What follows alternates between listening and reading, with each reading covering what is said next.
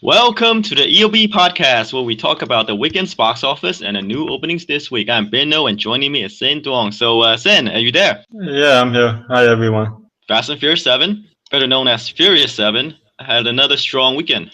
Yeah, especially for the second weekend. Grossing 143 million during the first weekend, and then to have the second weekend do nearly 60 million is very impressive. Yeah, but as we said in the last podcast, we expected a drop around 50 to 60% within the second week. But it's still, since it opened so huge, 143? Yeah, yeah. 143 million. So even with greater nearly a 60% drop, it still opened up to 60 in the second week. And it's made 252 million after 2 weeks, which is already, in just 2 weeks of release, is already outgrows every film in this franchise. Yeah, that's crazy. Well, the thing is, it is Furious 7. It's not just the weekend that's huge; it's the dailies as well. Yeah, yep. Maybe it's the week that most people have spring break off, most of the kids, college students. So the dailies were pretty good, maybe because of that. Yeah. Right. So so it's not just like huge weekend box office and then drops off in the days of the week. On the Monday after the opening, right? It made 14. Yeah. Tuesday 13. Wednesday it dropped a little, 9, and then Thursday 8, and then Friday it jumped back up to 18. Yeah, right. And then Saturday, of course, the bigger day with 25, and Sunday it tapered off a little bit to 16. So that's why we're seeing after 2 weeks it made 252 million domestic. Right. I think overall that's very impressive. So to put it in perspective, the Furious 7's drop-off is more like the Hunger Games or any of the other franchises that open huge and experience a 60% drop-off the next week. But, will this have the same kind of staying power as, say, Marvel's The Avengers? Probably not, because Marvel's The Avengers, despite opening at a record 207 million, still had only a 50% drop-off in the second weekend. Right.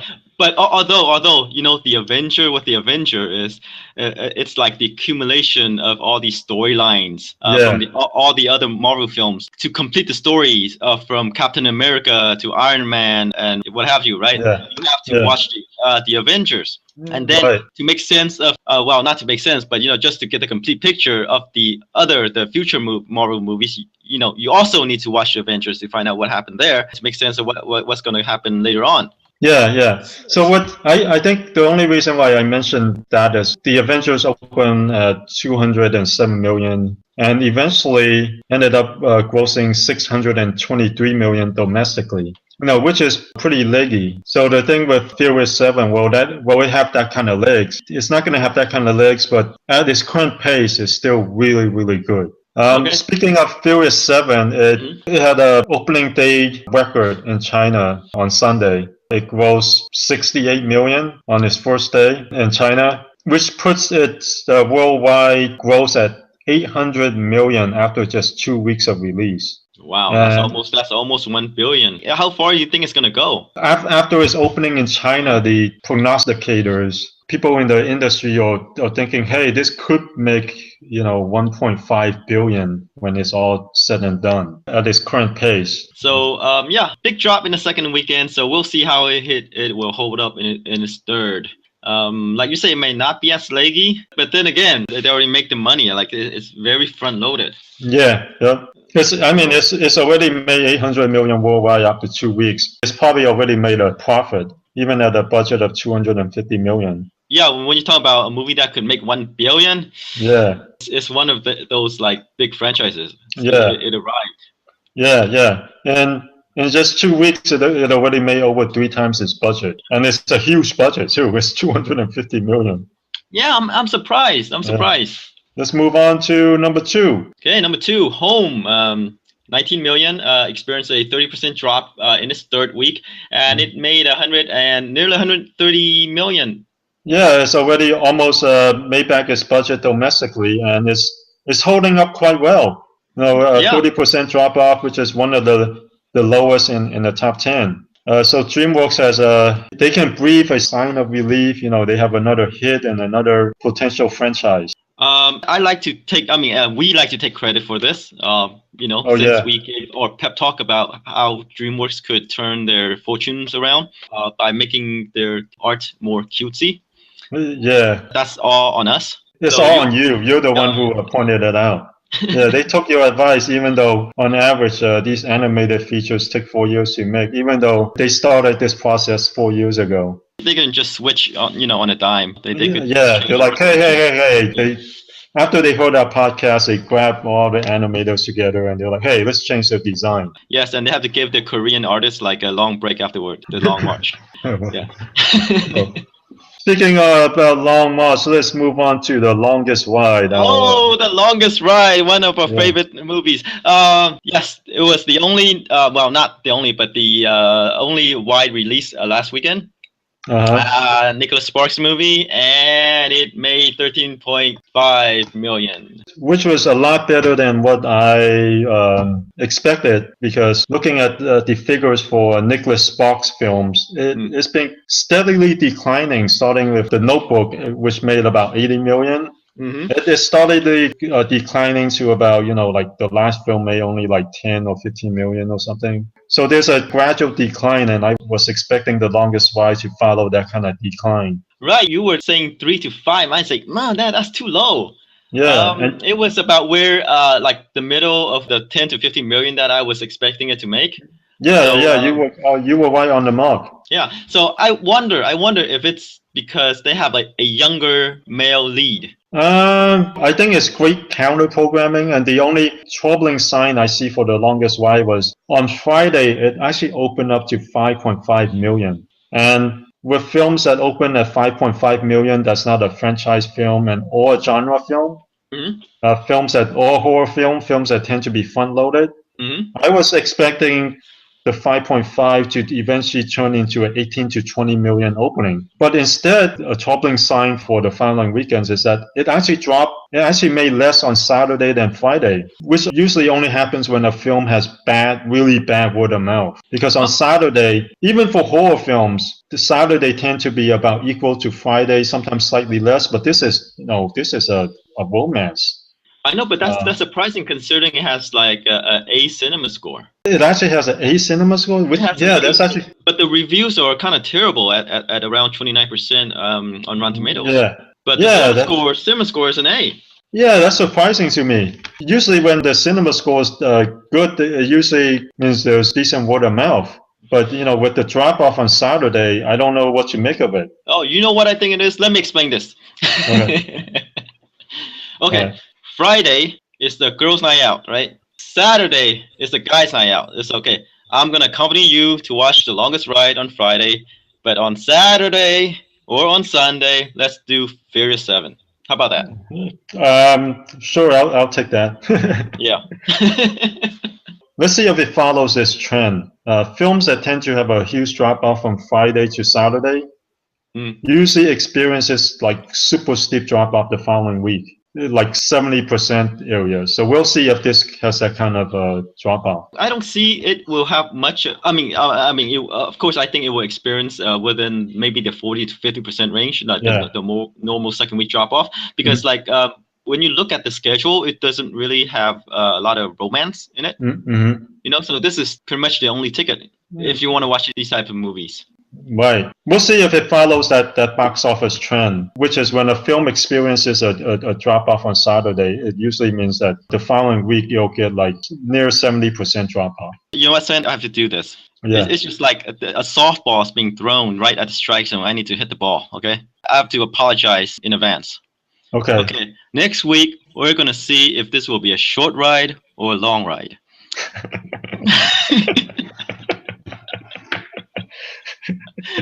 I have to hit the ball. I have to hit the ball.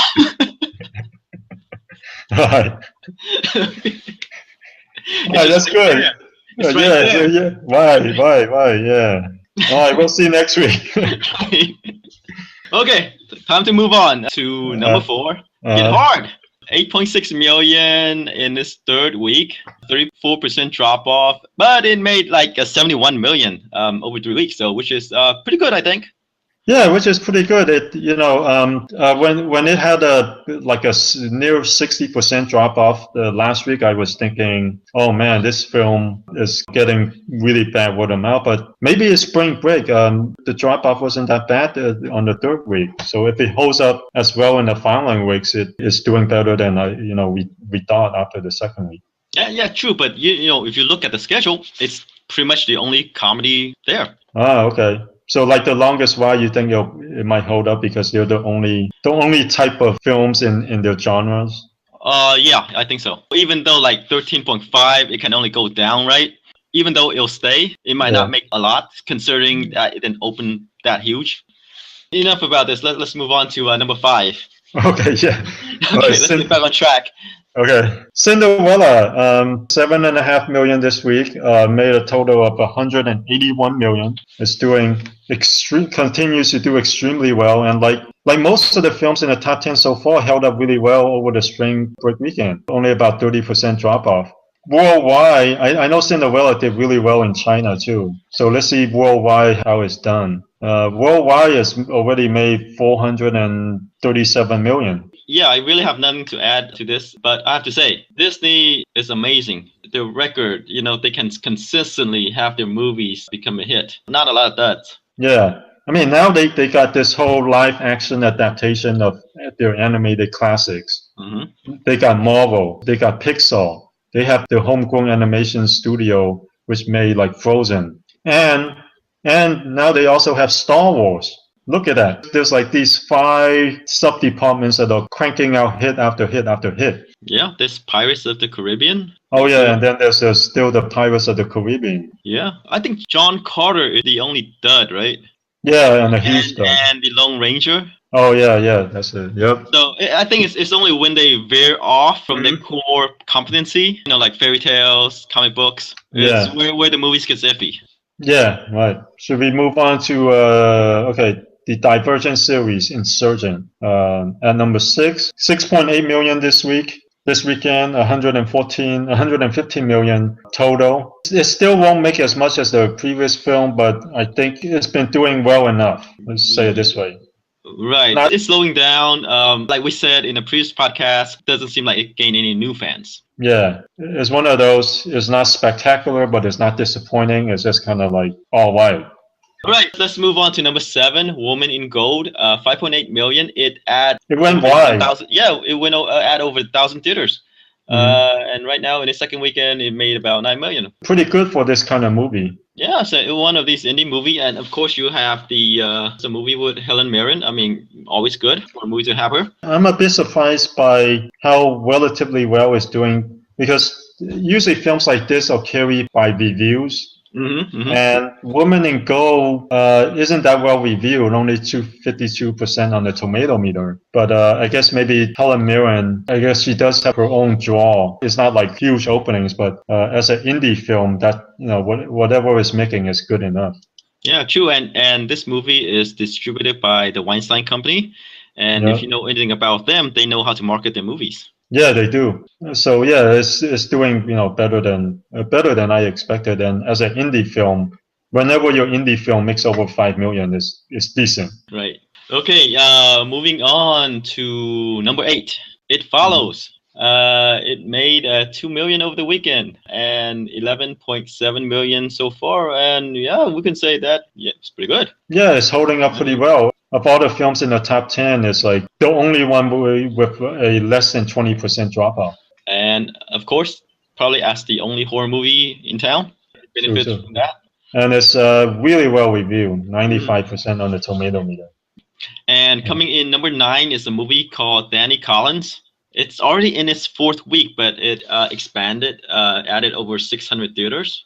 And I don't know much about it. Yeah, that's the thing. It was an indie movie. It's in limited run, and it stars Al Pacino, Jennifer Garner, Christopher Plummer, Annette Bening, Bobby Cannavale, Josh Peck, Michael Caine. So hey, a lot of good actors. Yeah, decently well reviewed too. 77% on the tomato meter. Usually that's what that's what you expect by these indie films, that the reviews carry them, except for something like Woman in Gold. But like you said, it's the Weinstein company. Those guys, the two brothers, know how to market their films. Yeah, it's like you watch this movie or something will happen to you. You're afraid not to watch it. They will come after you. Right. Okay, let's move on to number 10, While We're Young. The Ben Stiller, Naomi Watts. Would you say? I guess it's a dramedy, right? Yeah.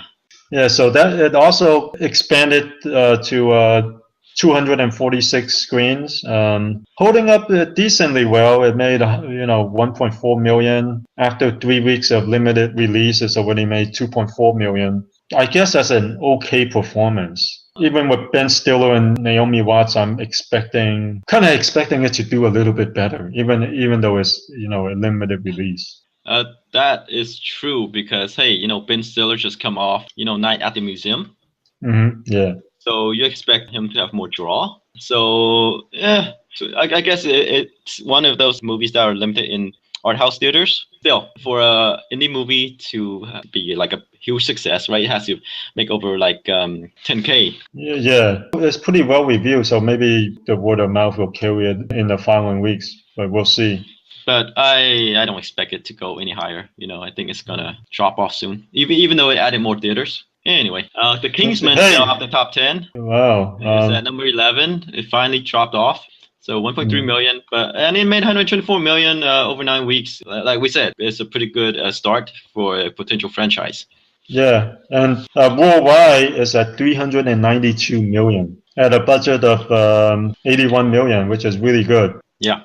Hey, McFarland USA is at 42.6 million, which is way better than I expected when it kind of opened. It had a platform release. It was limited, and then it eventually word of mouth eventually propelled it to 42.6 million. And if you look at it as an indie film, this grows just as much as some of those other indie films like Birdman, which won the Best Picture. Yeah, McFarland looks like it costs around 10 to 15 million to make, depending on how much Kevin Costner makes. Yeah, right. And it's closing in on 45.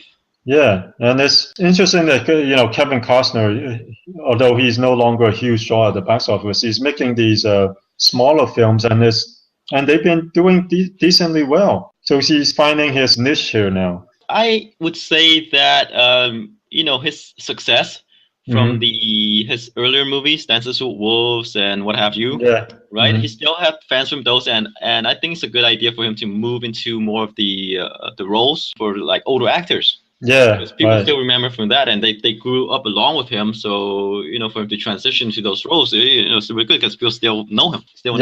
Unlike someone like Nicolas Cage, who's kind of like, I gotta be the star of this film. He's not afraid to take a secondary role, for instance. He's not afraid to take roles that are more appropriate for his age. You hit it in the nail on the head with that remark. He's still acting like he was years ago. Yeah, like he's still the man. Right, he's like an action hero, but hey, you're kind of old. Shouldn't you act your age? Yeah, they don't want to pay you 20 million anymore. Yeah.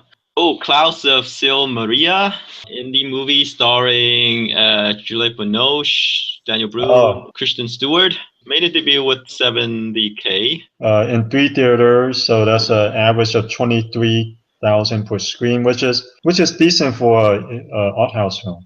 Yeah, it will expand, and this is one of those movies that might be an Oscar contender.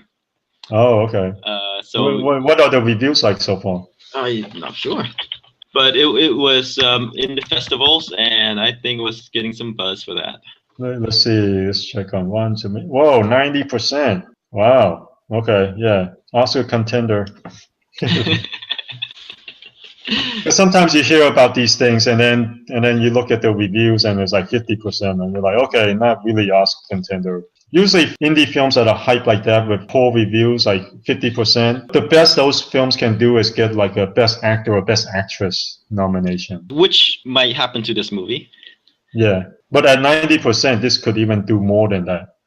I don't know about this because, if they think that it could win Best Picture, I think they would release it closer. Later? Later instead of now. So early, right, that's true. So I think they might be shooting more for like one of the acting awards. Okay, yeah, could be, yeah. All right, time to move on to this week's openings. We have Disney's Monkey Kingdom, Paul Blart, Mall Cop 2, Unfriended, Child 44, and True Story.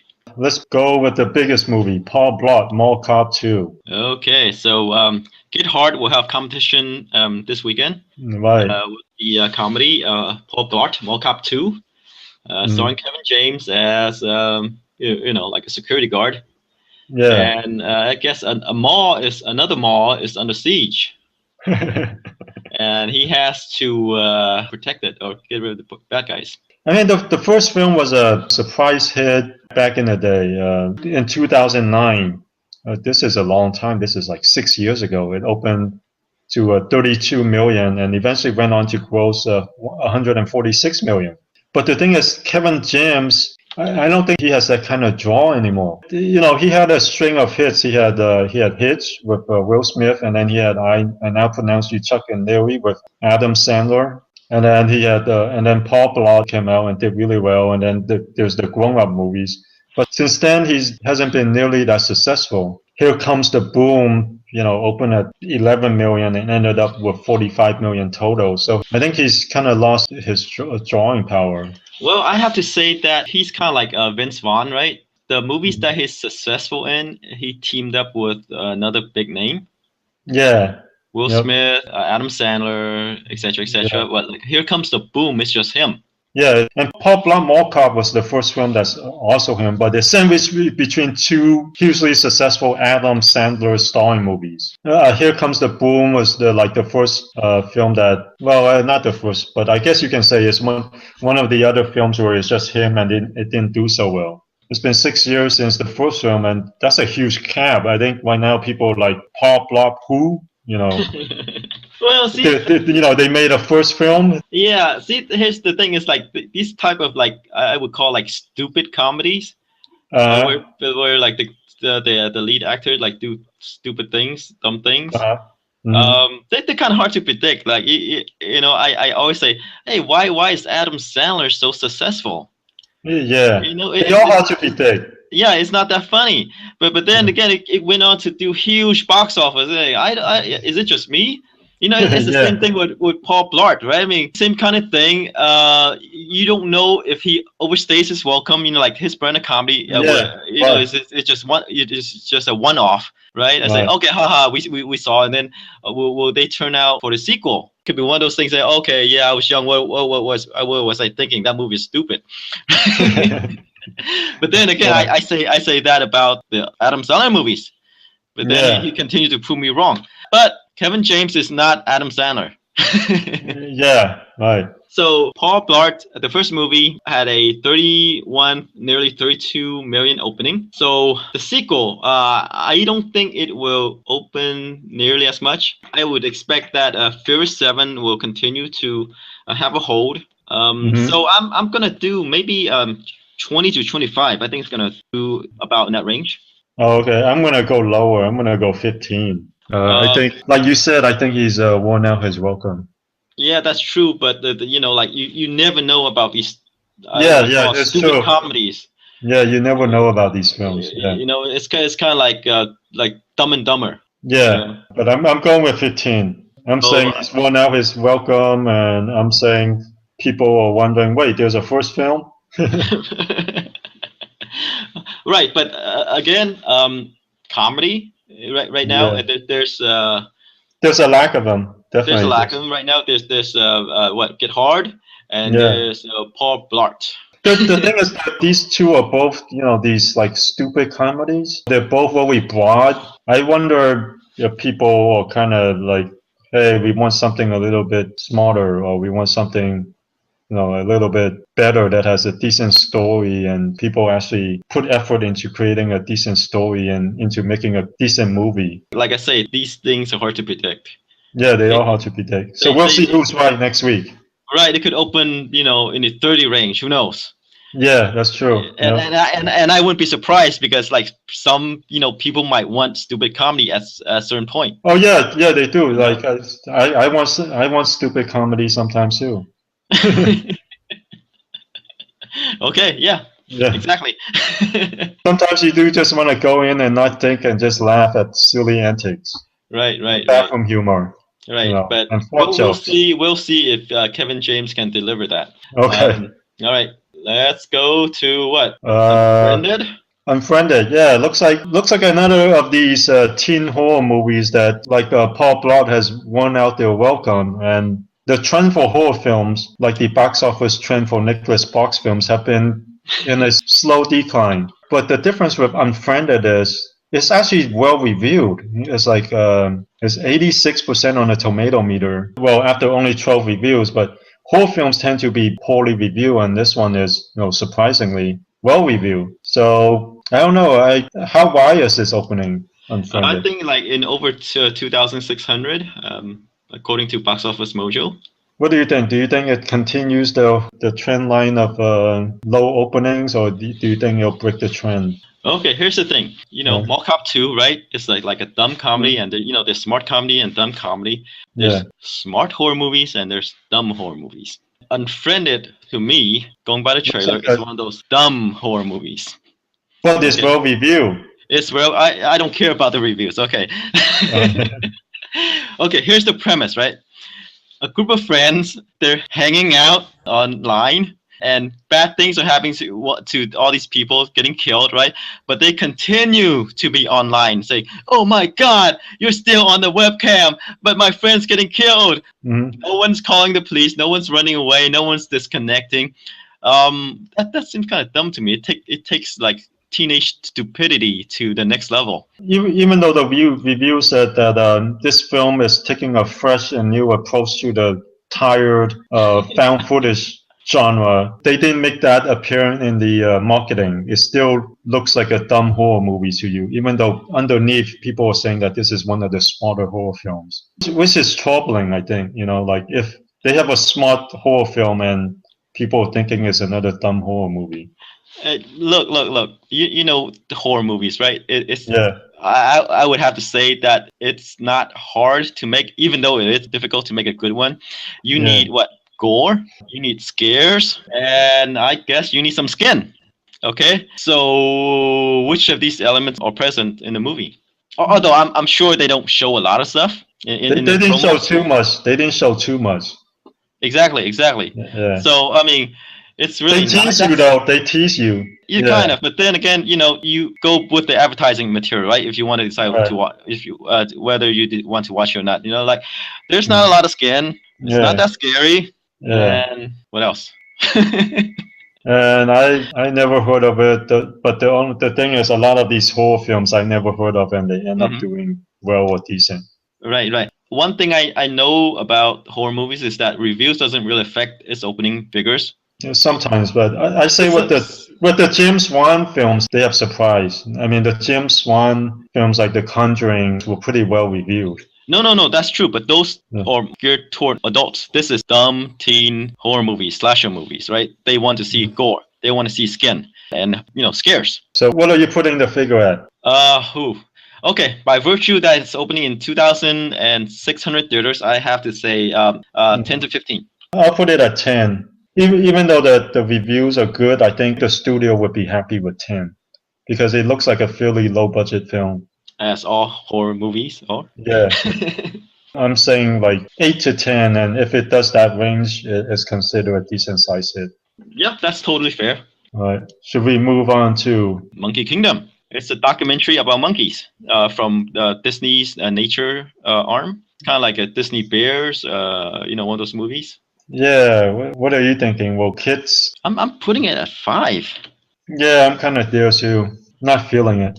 Let's see. Let me take a look at the previous Disney nature movies. Okay, like I think the previous one did decent. It's okay, not great. Look, they're like Bears made open to 4 around 5, and it was like 17.7. Okay. And Z's open at 10, gross 28, 29. So they're not huge openings. The range is from like 4 to 10. Yeah. So I'm kind of with you. I'm thinking 5 too. Let's move on since we have more movies. More movies. Okay, how about Child 44? How wide is that going? 500 theaters? Yeah, about 500. It stars Tom Hardy, Noomi Rapace, Joel Kinnaman, Gary Oldman. A lot of good actors. Yeah, and it seems like one of those exactly as what its number of screens project, which is one of those indie films that are kind of trying to be mainstream, and they don't quite know where to put it. The studio's kind of like, should we open this in as an indie film and slowly platform it, or should we open it wide and just let people see it? And someone's like, well, we can't figure this out, so let's go in the middle and throw it out there in 500 theaters and see what happens. Yeah, they pretty much like, let's do both. yeah. And it's really atmospheric, and it seems like it could be a good movie. Tom Hardy has been picking good roles, but they might not be commercially successful roles. But his films have been, well reviewed and well regarded. And this seems like one of those. So I don't think it'll have a huge opening. So I'm thinking like 3 to 5. Well, it's only in around 500 theaters, so it won't be able to open that huge, right? Yeah, that's true. I'm 2 to 3. Good point. 2 to 3. Right. What do you think? So I agree that around there, because there's only a limit on how much you can make, with the available seating. And Child 44 is like a darker movie about child murders. Not something that's like, hey, it's summertime, let's go out and watch this. Right. The look is like grim and grimy. Yeah. Yes, it's not a feel-good movie. Yeah. Okay, so yeah, I guess like you, I'm pegging it around 2 to 3. The actors, the names would draw people in to watch this, and I suspect it might add additional theaters. Depending on the opening. Yeah, depending on the opening. And the reviews. If it's really well reviewed, they'll probably push the reviews and open it wider. And if it opened better than they expected, they'll expand. Yeah, I think it's neither, then yeah. Yeah, that's true. But it's one of those movies where people are not going to say, "Oh, I want to watch this movie." It's really a downer about child murders. I don't think people will want to rush out and watch it. Right. No matter how good it is, right? Maybe one of those movies that probably be better on cable. Yeah. At home, whenever, or VOD. Right. Okay. What do you think? Should we move on to True Story? Yeah. True Story. What do you think? From the comedy team of James Franco and Jonah Hill comes. I thought it's funny that the trailer. Okay, well, True Story. Let me see. Really, it's a crime drama. Jonah Hill plays a reporter, disgraced reporter, and James Franco plays a convict who killed his family. When they brought him in, he said that he is the character played by Jonah Hill. And it looks like that James Franco's character wants to become Jonah Hill, the Jonah Hill character. And then that James Franco character is using Jonah Hill so that he can be released. And this is all based on a true story, right? I'm not sure. I think from the trailer it says like based on a true story or something. Jonah Hill and James Franco have been in this, in Seth Rogen's comedy universe. And it's hard for me to pull them out of it and put them into something that's completely different. If this was just Jonah Hill or if it was just James Franco, I could accept it. But it's Jonah Hill and James Franco, so I'm instantly thinking Seth Rogen movies. The advanced reviews have been good. There's only 14 reviews on Rotten Tomatoes so far. But I'm not sure if it's the kind of film that has a huge draw. And like you said, they kind of like Child 44. They're not quite sure how to open this. They're not sure if they should go with the indie route or the mainstream route, and they kind of went right in the middle. And I think they'll perform similarly, 2 to 3 million. Yeah. Like you say, most people know Jonah Hill and James Franco from their comedies, and this is not a comedy. Yeah, and they've done so many comedies in the past. That's true, but I don't know. Yeah, I think 500. How about this? I'm gonna go a bit lower. 1 to 2 You're million. gonna go? Oh, you're gonna go 1 to 2? Yeah. I might even go higher, you know, because it's kind of hard to take that image out of my head. Like, oh, you know, I'm expecting. I see Jonah Hill and I see James Franco, and I'm thinking, you know, Seth Rogen cinematic universe, and then wait a minute, hey, this is a serious film. You know, it's hard to take them seriously. They both have been in quality non-comedy films. Like you say, most people know these guys from the comedies, and then this is more of a mature storyline, and they're trying to appeal for the more mature audience. And I'm not sure if they have any cachet with that audience. So that's why I'm going low. Yeah, that's why I'm going low on this. Like the more mature, the people will say, okay, on the comedians, they're kind of young for this kind of role. Yeah, they do look a bit young to go the serious route. To go like, hey, you know, I'm gonna go the serious route and start getting my indie cred or my Right. Because like right now, when I see Jonah Hill, I'm thinking of a younger Philip Seymour Hoffman, and James Franco, kind of like a Ben Affleck. So give them 5 or 10 more years, then we'll accept them in these roles. Yes. After they have more, they've been experienced a bit more heartbreak in real life, and I think more time to get some hair on their face, really. Yeah, that's true. Yeah. Well, we made it through. It's a huge week. It's a huge week, but obviously the next week is still gonna be. Still gonna be Furious 7. Yeah, unless Mall Cop surprise. Yeah. Which I don't expect it to. Right. But like these dumb comedies, you never know. You never know. Okay, so and of course, there's always Unfriended. Dumb comedies and dumb horror movies. Two unpredictable genres. You never know. Yeah, right. Okay, we made it through. Right. So we'll come back next week and see if our predictions come true or not. Well, Furious 7 will probably hold up decent, but we'll see if Nicholas Sparks still has a career in Hollywood. I think with this opening he does. It's just that you can't. Okay, I think I figured out some sort of pattern. It's just that the lead male actor has to be young. I think James Marsden might be a bit old in The Best of Us or The Best of Me. So if they go young and if they keep the budget low, I think the openings were like 10 to 15. It's doable. Although we'll see though. What if it drops like a rock next week? I don't expect it to drop that much. We'll see. Like although there are like 4 or 5 wide releases in theaters. Yeah. So who knows? It could be. Okay. It's gonna be crowded in the theaters this week. Yeah, and we'll see if Kevin James can reclaim his box office progress of his past. Well, we'll see if Mall Cop is a fluke or not. Yeah, true. Yeah, I think with comedians, they need to team up with other comedians to do well. Yeah, and speaking of comedians, unless you're Adam Sandler, where just do his thing. Yeah. And speaking of comedians, we will see if James Franco and Jonah Hill can break out their image. Jonah Hill already did, with like The Wolf of Wall Street, Moneyball. Yeah, that's true. James Franco has been doing all these indies. Yeah, it's just them together.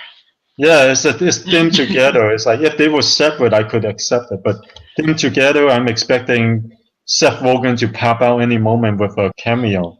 Maybe he will. Maybe he will. I know. All right, then let's do it again next week and come back and see how we did. Yeah, and we'll see if Furious 7 continues to break records worldwide. Right. Okay, then see you next week.